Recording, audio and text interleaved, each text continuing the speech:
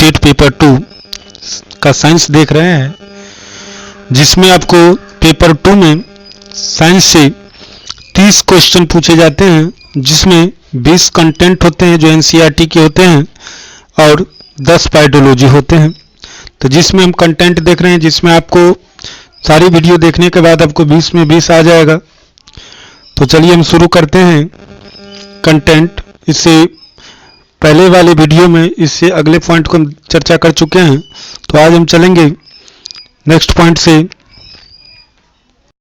कहता है कि जब तेल को गर्म करते हैं, ध्यान दीजिएगा दोस्तों, कि जब तेल को गर्म करते हैं तो लौ के पास के तेल गर्म हो जाता है और ऊपर उठता है। इस गर्म तेल के आसपास जो ठंडा तेल होता है वह उसका स्थान लेने के लिए आ जाता है। ध्यान दीजिएगा, जब हम तेल को गर्म करते हैं तो क्या होता है, जो लौ के पास तेल होता है वो गर्म हो जाता है, लेकिन उसके अगल बगल के जो तेल होते हैं वो ठंडा ही रहते हैं।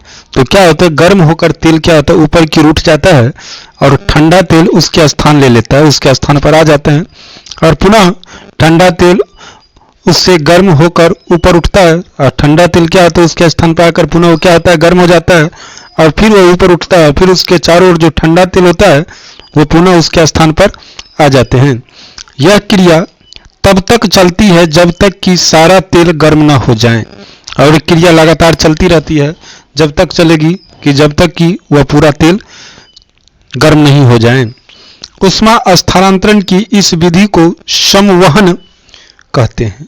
ऐसी जो विधि होती है उष्मा का स्थानांतरण का, इस विधि को दोस्तों हम क्या कहते हैं, समवहन कहते हैं। इसके बाद चलिए नेक्स्ट पॉइंट पर क्या कहता है देखते हैं।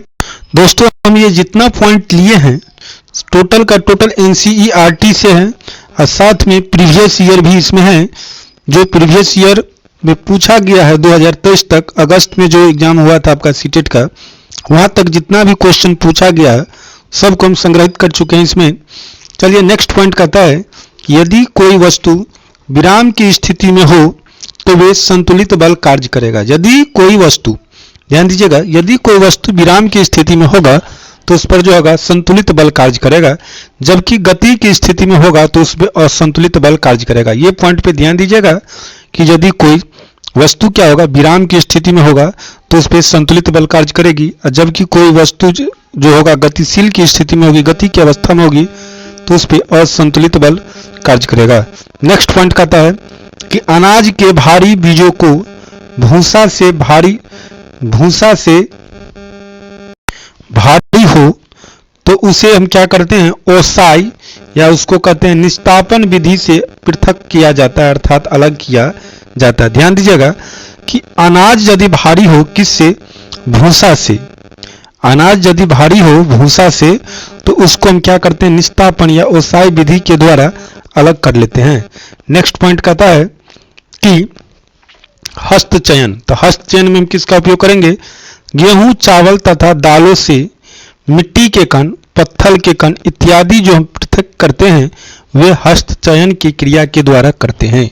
इसके बाद है थ्रेशरिंग। थ्रेशरिंग क्या है, इसमें हम क्या करते हैं, सूखे पौधों की डंडियों से अन्न कण अथवा अनाज को अलग करते हैं। किसके माध्यम से, थ्रेशरिंग के माध्यम से सूखे पौधे की जो डंडियां होती है उनसे अन्न के कण जो होते हैं या अनाज, उसको हम क्या करते हैं, अलग करते हैं। इसका नेक्स्ट पॉइंट है, कहता है कि चालन।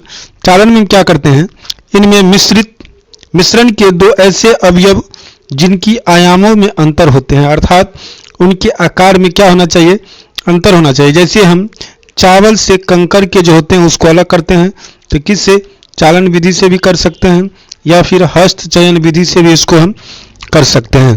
ध्यान दीजिएगा, जैसे हम गेहूं के जो आटा होते हैं उनके चोकर को, किसको, चोकर को जो अलग करते हैं तो उसको लिए हम चालन विधि का प्रयोग करते हैं। ठीक है, जैसे में यहाँ पे भी एक हम दे दिए आपको कि बालू के कण, पत्थर को अलग करना। बालू के जो कण होते हैं उससे हम क्या करते हैं, पत्थर को अलग करते हैं, तो इसमें चालन विधि का प्रयोग करते हैं। नेक्स्ट पॉइंट है कि द्रव में जो होते हैं अविलेय पदार्थ के अवयवों को निस्यंदन के उपयोग से पृथक किया जाता है। द्रव में अविलेय पदार्थ को, जो अविलेय पदार्थ किसको कहते हैं, जो जल में न घुले, तो उसको क्या करते हैं, वैसे पदार्थ को हम निस्यंदन विधि का उपयोग करके अलग करते हैं। नेक्स्ट पॉइंट कहता है कि द्रव की स्थिर अवस्था में द्रव कणों के द्वारा सभी दिशाओं में समान दाब उत्पन्न होता है। जब द्रव के कण स्थिर अवस्था में होते हैं तो द्रव कणों के द्वारा समान दाब उसकी सभी दिशाओं में होता है। नेक्स्ट पॉइंट है दर्पण से। समतल दर्पण के बारे में ध्यान दीजिए। समतल दर्पण है कि समतल दर्पण द्वारा बना प्रतिबिंब, तो समतल दर्पण द्वारा बना प्रतिबिंब दोस्तों आभासी, सीधा और वस्तु की दूरी बराबर प्रतिबिंब की दूरी होती है। ध्यान दीजिएगा, समतल दर्पण द्वारा जो बना प्रतिबिंब होता है वो आभासी, सीधा होता है, लेकिन इसमें क्या होता है कि वस्तु की दूरी जितनी दूरी पर होगी प्रतिबिंब भी उतनी ही दूरी पर होती है, अर्थात वस्तु की दूरी बराबर प्रतिबिंब की दूरी होती है। यदि देखा जाए तो अब समतल दर्पण में पार्श्विक रूप से उल्टा प्रतिबिंब होता है। पार्श्विक रूप से समतल दर्पण में क्या होता है, उल्टा प्रतिबिंब होता है। नेक्स्ट पॉइंट कहता है मैग्नीशियम रिबन वायु में दहन के कारण मैग्नीशियम ऑक्साइड अर्थात MgO का निर्माण करता है। दिया गया है कि मैग्नीशियम को ऑक्सीजन की उपस्थिति में जब हम दहन करते हैं अर्थात जलाते हैं तो हमको MgO अर्थात मैग्नीशियम ऑक्साइड प्राप्त होता है, जो जल में विलय होकर, तो जल में पुनः मैग्नीशियम क्या करेंगे, ऑक्साइड को जल के साथ रिएक्शन करवाते हैं, तो क्या होता है, जल में जब विलय होता है तो ये मिल्क ऑफ मैग्नीशियम अर्थात मैग्नीशियम हाइड्रोक्साइड MgOH क्षार का निर्माण करता है। ध्यान दीजिएगा, इसका pH मान 10.1 होता है। क्षार है, क्षार का निर्माण करेगा तो ये क्या करेगा, लाल लिटमस पत्र को नीले लिटमस पत्र में बदल देगा। तो ध्यान दीजिएगा कि इसका pH मान कितना होता है, 10.1 होता है, और यह लाल लिटमस पत्र को नीले लिटमस पत्र में बदल देता है। नेक्स्ट पॉइंट कहता है इसके बाद कि सौर परिवार, तो सौर परिवार की बात करेंगे कि सौर परिवार में शुक्र तथा यूरेनस पूर्व से पश्चिम की ओर गति करती है। ध्यान दीजिएगा इस पॉइंट को कि सौर परिवार में जो सूर्य और यूरेनस जो ग्रह है वो पूर्व से पश्चिम की ओर गति करती है, जबकि पृथ्वी सहित अन्य जो ग्रह हैं वो पश्चिम से पूर्व की ओर गति करते हैं। इसका नेक्स्ट पॉइंट कहता है यूरिक अम्ल के बारे में। यूरिक अम्ल का उत्सर्जन जो होता है चिड़िया, छिपकली, सांप, तिलचट्टा तथा स्थलीय घोंघा में होता है। किसका, तो यूरिक अम्ल का उत्सर्जन। अमोनिया का जो उत्सर्जन होता है अमोनिया का, तो अमोनिया का उत्सर्जन जो होता है वो प्रोटोजोवा, स्टारफिश, जलीय उभयचर, बॉनीफिश अर्थात अस्थियुक्त मछलियां में होता है। यह अत्यधिक जहरीला होता है। ये जो होते हैं अमोनिया, ये क्या होते हैं, अत्यधिक जहरीला होता है। इसका जो pH मान होता है बहुत कम होता है। किसका, तो अमोनिया जो होता है उसका pH मान क्या होगा, बहुत कम होगा। अब है यूरिया का उत्सर्जन। तो यूरिया जो होते हैं मुख्य रूप से स्तनधारियों में जैसे मनुष्य, ऊंट, बंदर, शार्क इत्यादि में होते हैं। ध्यान दीजिएगा कि यूरिया जो होते हैं यूरिया का उत्सर्जन वो होता है स्तनधारियों में जैसे मनुष्य, ऊंट, बंदर, शार्क, कछुआ, इस सब में क्या होता है, यूरिया का उत्सर्जन होता है। इसके बाद नेक्स्ट पॉइंट कहता है कि जब किसी वस्तु को द्रव में डुबोया जाता है तो उस पर 2 प्रकार का बल कार्य करता है। एक तो वस्तु के भार का जो होता है, एक होता है उत्प्लावन बल। तो नेक्स्ट पॉइंट हम देखेंगे उत्प्लावन बल के बारे में। उत्प्लावन बल क्या कहता है, उत्प्लावन बल कहता है कि उत्प्लावन के नियम के अनुसार कोई पिंड किसी द्रव की सतह पर तैरता है। यदि कोई पिंड किसी द्रव की सतह पर तैरेगा, इसका अर्थ होता है कि द्रव का भार जो है, भार विस्थापित पिंड के भार के बराबर होगा। विस्थापित पिंड के बराबर क्या होता है, द्रव का भार। तब वो क्या कहता है, कोई पिंड उस सतह पर तैरता रहता है। लेकिन वस्तु जब डूबेगी, जब वस्तु डूब जाती है, इसका मतलब हुआ कि द्रव का भार जो होगा विस्थापित किए गए पिंड के भार से कम होगा। पिंड के भार के स्वयं के भार से क्या हो जाएगा, आपका कम हो जाएगा। इसका नेक्स्ट पॉइंट कहता है कि ध्वनि की क्षीणता अधिक आवृत्ति, उसकी आवृत्ति, ध्वनि की जो क्षीणता होती है उसकी आवृत्ति तथा तरत्व के अर्थात कंपन पर निर्भर करती है कि उसका आवृत्ति और तरत्व अर्थात कंपन कितनी अधिक होगी। ठीक है, जितनी अधिक कंपन होगी उससे उतना ही अधिक ध्वनि उत्पन्न होती है। ध्यान दीजिएगा, जितना अधिक तरत्व होगी ध्वनि की क्षीणता उतना ही अधिक होगी। महिलाओं की ध्वनि पुरुषों की अपेक्षा अधिक क्षीण होती है। ध्यान दीजिएगा कि महिलाओं की जो होती है ध्वनि वो पुरुषों की अपेक्षा क्या होती है, अत्यधिक क्षीण होती है। नेक्स्ट पॉइंट कहता है यदि हल्दी को हाइड्रोक्लोरिक अम्ल अर्थात HCl, ध्यान दीजिएगा, हल्दी को हाइड्रोक्लोरिक अम्ल अर्थात यदि बात किया जाए हाइड्रोक्लोरिक अम्ल अर्थात HCl में डालते हैं तो क्या होता है, विलयन का रंग पीला हो जाता है, अर्थात पीला रंग में परिवर्तित हो जाता है। जबकि फिनोल्फ्थैलीन में हाइड्रोक्लोरिक अम्ल को डालते हैं तो उसका रंग जो होता है आपका गुलाबी हो जाता है। नेक्स्ट पॉइंट कहता है कि हाइड्रोजन गैस पॉप की आवाज के साथ निकलती है। तो यहाँ पे थोड़ा समझ लीजिएगा कि जितने भी होती है धातु, हम जब धातु को अम्ल के साथ अभिक्रिया कराते हैं तो साधारण रूप से लवण और इसके बाद H2 प्राप्त होता है। ध्यान दीजिएगा, धातु को अम्ल से जब अभिक्रिया कराते हैं तो क्या होता है, हमको लवण और हाइड्रोजन गैस प्राप्त होता है, जिसमें हाइड्रोजन गैस क्या होती है, पॉप की ध्वनि के साथ निकलती है।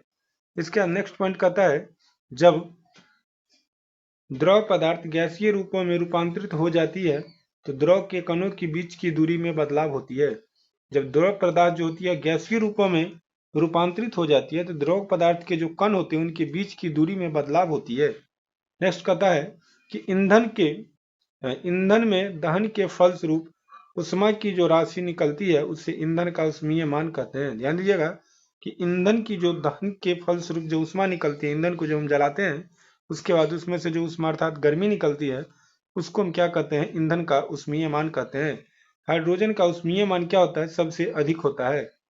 नेक्स्ट पॉइंट कहता है लैक्टोबेसिस एक जीवाणु है। लैक्टोबेसिस क्या है, एक जीवाणु है जो दूध को दही में परिवर्तित करता है, जो दूध को क्या करता है दोस्तों, दही में परिवर्तित करता है, मन बदल देता है। इसके बाद है कि मलेरिया प्लाज्मोडियम से होने वाली बीमारी है। मलेरिया जो है दोस्तों वो प्लाज्मोडियम से होने वाली बीमारी है। यह मादा एनफिलीज मच्छर के काटने से फैलती है। यह मादा एनफिलीज मच्छर के काटने से फैलती है। नेक्स्ट पॉइंट है, पता है कि राइजोबियम जीवाणु जो है वो दलहन पौधे में नाइट्रोजन स्थिरीकरण का काम करते हैं।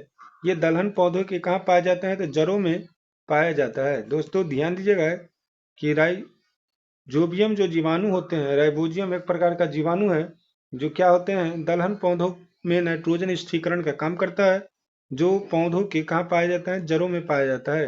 नेक्स्ट पॉइंट कहता है कि एड्स एक विषाणु द्वारा उत्पन्न बीमारी है। एड्स जो होते हैं वो किसके द्वारा उत्पन्न होते हैं, विषाणु द्वारा उत्पन्न एक बीमारी है जो HIV के द्वारा फैलती है, जो क्या होती है, HIV के द्वारा फैलती है।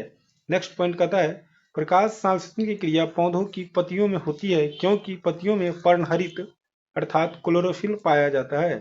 प्रकाश संश्लेषण की जो क्रिया है वो मुख्य रूप से पौधों की पत्तियों में होती है क्योंकि पत्तियों में जो होती है क्लोरोफिल उपस्थित होता है। क्लोरोफिल अर्थात पर्णहरित उपस्थित होते हैं जिसके कारण पत्तियों में प्रकाश संश्लेषण की क्रिया संपन्न होती है।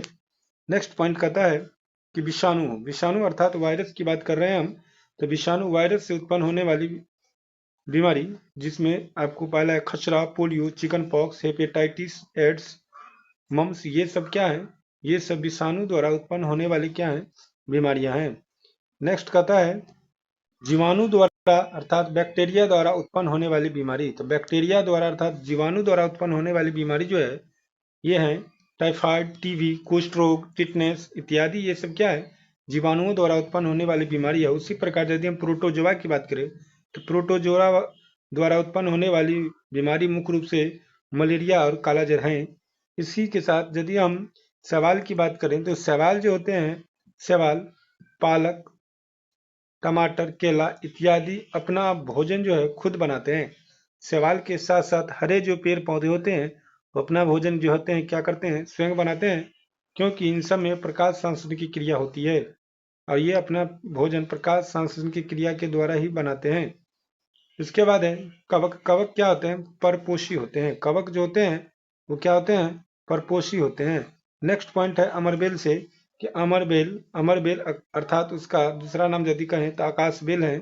यह एक पादप परजीवी है। ये क्या है? एक पादप परजीवी है जो कि दूसरे पौधे पर निर्भर रहते हैं। जो कहाँ रहते हैं? दूसरे पौधे पर दोस्तों निर्भर रहते हैं। इसका नेक्स्ट पॉइंट कहता है कि भोजन ग्रहण करने की विधियां और शरीर में इनका उपयोग विभिन्न चरणों में होती है। ये चरण जो आपको सीटेट में पूछ दिया गया है कितना बार, तो जिसमें हम सबसे पहले हम यदि भोजन ग्रहण करते हैं तो इसका जो चरण इस प्रकार से होगी, अंतःग्रहण होगी, पाचन होगी, अवशोषण होगी, स्वांगीकरण होगी और निष्कासन होगी। साथ ही हम बात करेंगे खाने योग्य पदार्थ के भाग की बात।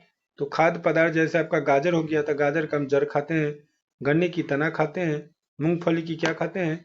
बीज खाते हैं। इसके बाद हम नेक्स्ट वीडियो में आगे की बात लेके आएंगे, आगे की जो पॉइंट्स हैं वो हम लेके आएंगे। तब तक के लिए जय हिंद।